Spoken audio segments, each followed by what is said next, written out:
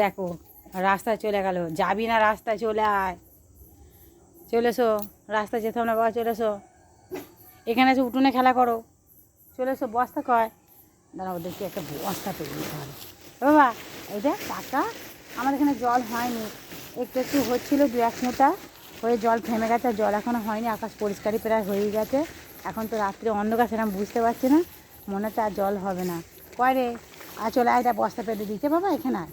হ্যাঁ চলে এসো, চলে এসো, চলে এসো বাবা, খেলা করো। হ্যাঁ বস্তায় শুয়ে পড়ো, বস্তায় শুয়ে পড়ো।